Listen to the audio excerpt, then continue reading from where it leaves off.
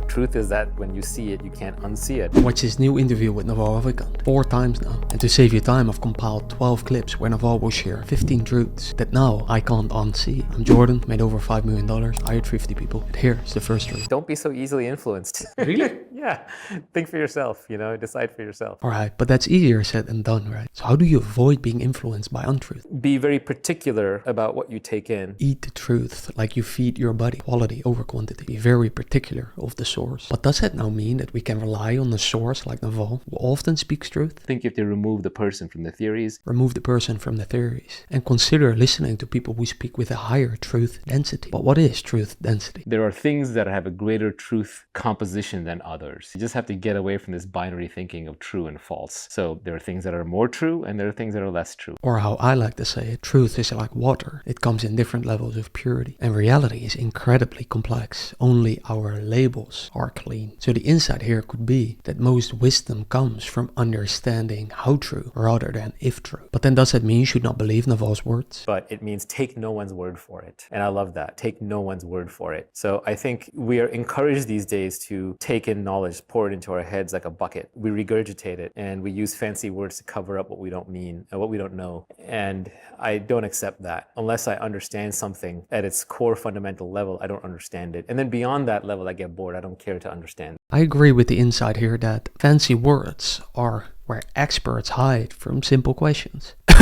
Jordan Peterson. But then how do you figure out yourself? How much do we really figure out ourselves, right? There's what are the different kinds of knowledge? It's worth thinking through, right? I'm just thinking it through with you. So there's knowledge from direct experience, right? You experience something and that generates knowledge inside of you. There's knowledge that you pick up from other sources.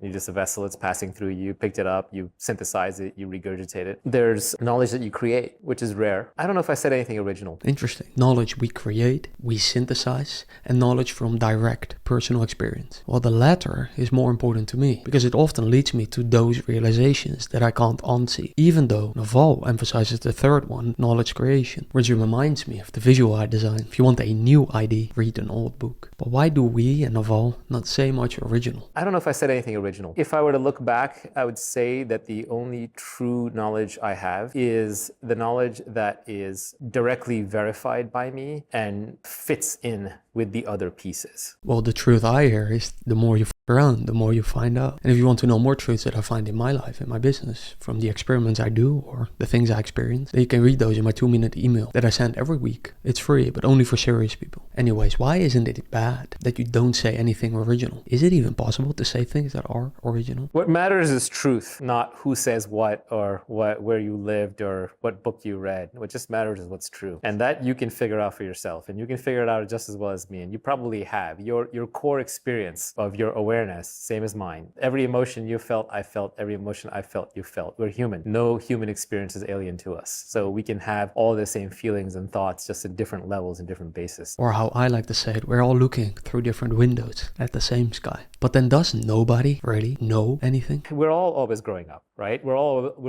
always on this journey of self-discovery, this single-player game where we're alone inside, but yet we're deeply interconnected because we're all having the same thoughts, the same emotions, the same experiences with maybe different interpretations, often the same interpretations. The great trap is to believe that we are alone and lonely individuals. But that's a topic for another video. Why is truth so important? Make sure you truly understand it and that it is true. Truth is the most important thing, because if you're going ahead with falsehoods because they're convenient, you're just going to walk around bumping your head against reality and wondering why it hurts. I like that. Not knowing the truth is like walking around bumping your head against reality, wondering why it hurts. But then what the heck is truth? Listen closely, I found this very insightful. If you can't figure something like that out, exactly where you are, exactly when you are there, then it's not true. The truth is not something that's going to live in a certain region at a certain place in a certain time and has to be told to you by a certain person a certain way. That's not a truth. That's just another experience. So anything that, because the whole point of spirituality is to be freed of the monkey mind and to be at peace in the moment.